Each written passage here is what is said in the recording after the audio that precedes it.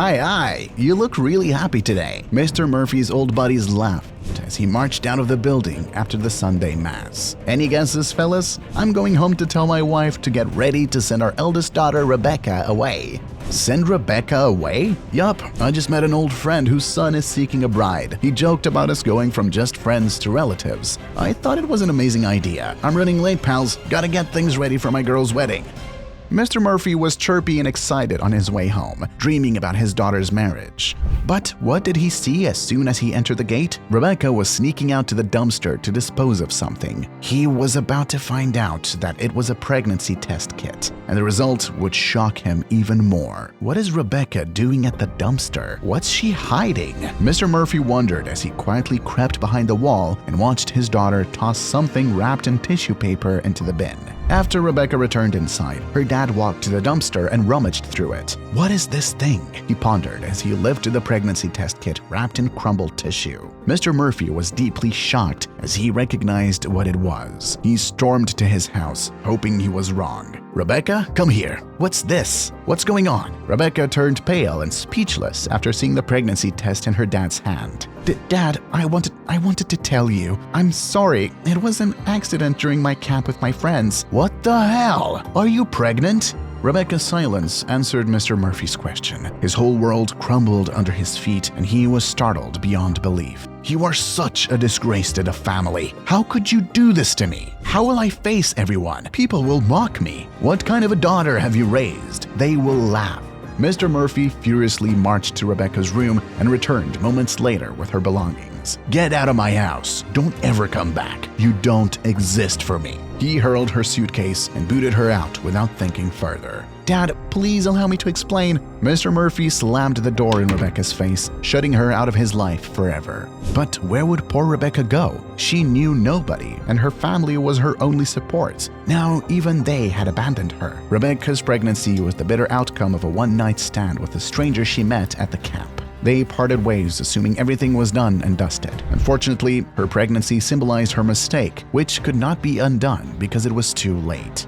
Mr. Murphy ousted Rebecca on a cold night to fend for herself and the little life growing inside her. What would happen to this poor mum-to-be alone out in this cruel world? But it was the least of her father's concerns. Months passed and 23-year-old Rebecca welcomed a beautiful baby boy. She lived in a homeless shelter for some time and made friends who referred her to a job in a paint factory. Rebecca shuttled between work and raising her son, John.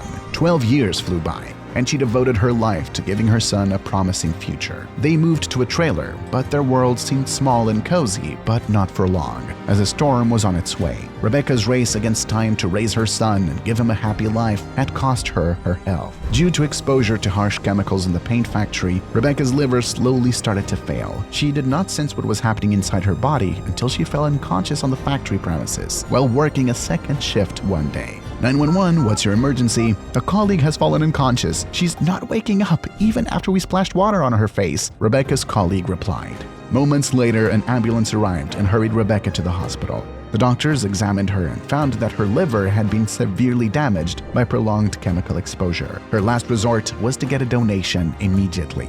"I know her. She's Mr. Murphy's daughter. I met them together several years ago. I'll inform him immediately," one of the doctors revealed after recognizing Rebecca. Moments later, at Mr. Murphy's house. "Doctor, is my daughter fine? I'm on my way. Please save her." Mr. Murphy cried when the doctor informed him about Rebecca's prognosis. He raced to the hospital, knowing little he would be the one to give his beloved daughter a second chance in life. Mr. Murphy arrived at the hospital, his heart racing to see his daughter. He couldn't immediately recognize 12-year-old John crying beside her bed, asking God to save his mother. "Is this my daughter's son? My grandson?" But John couldn't identify Mr. Murphy as his grandfather. Rebecca had never told him anything about her past or her family. As Mr. Murphy walked toward John to comfort him, the doctor's voice broke the silence in the ward and interrupted him. "Mr. Murphy, Rebecca needs an urgent liver transplant. You could be a perfect match because you are her father," the doctor told Mr. Murphy, who was guilt-ridden and ready to move mountains to save Rebecca's life. "I will do anything to save my daughter, doctor. What should I do next?" he responded in tears. "Mr. Murphy, these are the tests you should undergo before we begin with the procedure. Please, come this way." The tests came back positive,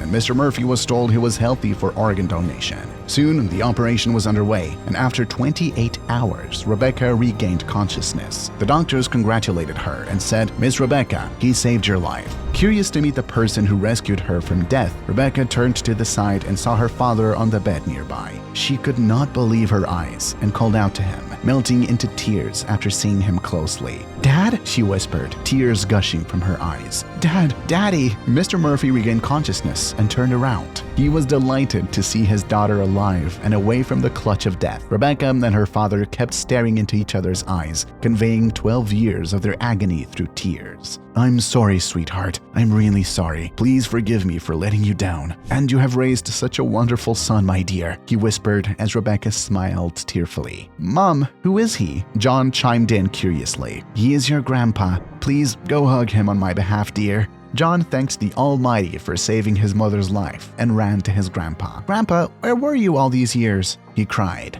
Mr. Murphy couldn't immediately answer John's question. He left it to time to heal everything and was happy that he got the chance to atone for his mistake. Months passed and Rebecca slowly healed. She moved back in with her parents and quit her job. Mr. Murphy and Rebecca forgave each other and never looked back at their past. Instead, they did everything possible to make their lives better and happy.